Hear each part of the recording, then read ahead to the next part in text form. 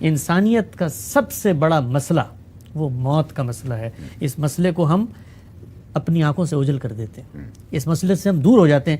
جائیں کسی دن اس اسپتال میں جائیے, ICU وارڈ میں جائیے کسی قبرستان میں جا کے کھڑے ہو جائیے, تو آپ کو پتہ چلے گا ہم میں سے چلتے پھرتے لوگ, صحت مند لوگ, کیسے کیسے جس کو آپ کہتے ہیں نجیب اور دانا اور گوہر اور الطاف اور فلسفے بکھارنے والے لوگ یوں منو مٹی کے نیچے پڑے ہوئے ہوتے ہیں.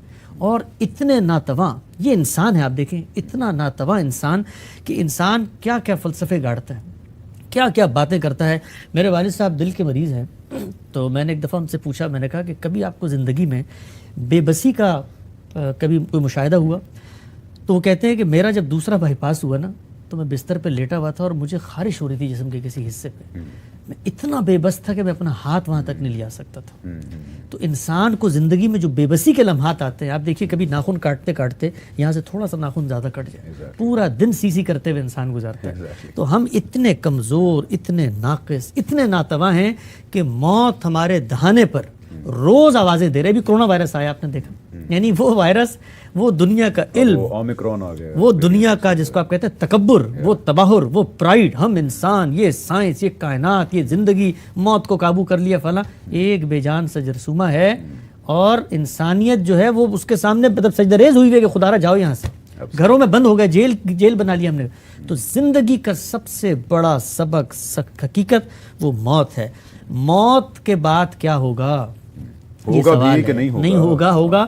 مجھے جہاں سے اس کا جواب ملے, کنووں میں اس کا جواب ہو, میں غوطہ زنی کروں گا اور وہاں سے اس کا جواب لوں گا. آسمانوں میں ہو, میں سیڑھیاں بنا کے چڑھوں گا, میں اس کا جواب لوں گا. مجھے کوئی بتا دے کہ میرے مرنے کے بعد کیا ہوگا, کیا ہوگا میرے ساتھ, میں کہاں جاؤں گا, میں کہاں سے آیا ہوں, میں کیا کروں اس زندگی میں کہ آگے اگر کوئی ایسی صورت ہو امتحان کی تو میں ناکام نہ ہوں. تو مذہب کیا کرتا ہے؟ مذہب کچھ نہیں کرتا مگر آپ کو آپ کی موت کے بعد کامیاب زندگی گزارنے کا نسخہ کیمیا دیتا ہے. وہ نسخہ کیا ہے 2 منٹ میں بتاتا ہوں.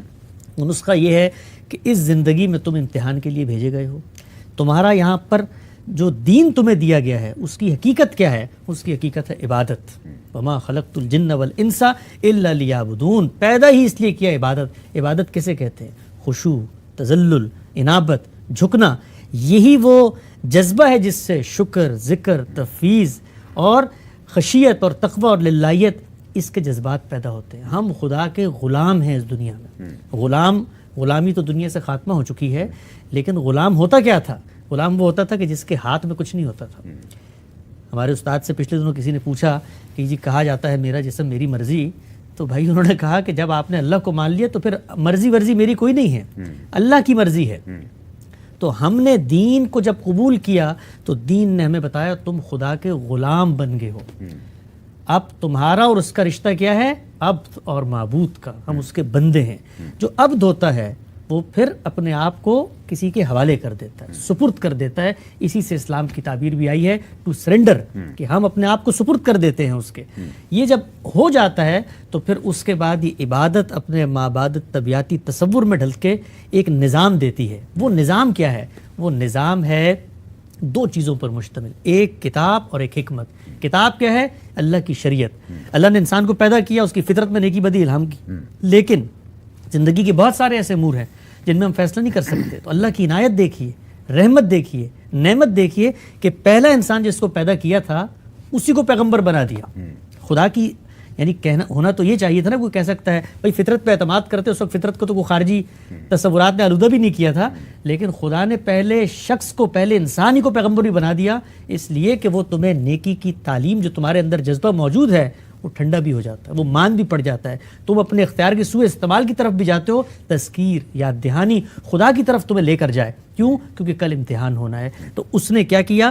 ان معاملات میں قانون بھی دیا جن میں ہماری عقل کسی حتمی فیصلے تک نہیں پہنچ سکتی تھی. اور پھر ان پیغمبروں نے کیا کیا؟ ایمان اور اخلاق کی باتیں سکھائی ہمیں. تو کتاب اور حکمت یہ دینے کے بعد جو پورا دین کا کانٹینٹ ہے, خدا نے خود بتایا کہ اس کا مقصد کیا ہے. عبادت کیا تھی؟ حقیقت. عبادت جب ڈھلی ایک مابعدت طبیعتی نظام فکر میں, تو اس سے کتاب اور شریعت وجود میں آئی اور ایمان اور حکمت وجود میں آئی. لیکن اس سب کا مقصد کیا ہے؟ اس کا مقصد ہے تزکیہ, پیوریفیکیشن, اپنے آپ کو پاکیزہ نفس بنانا.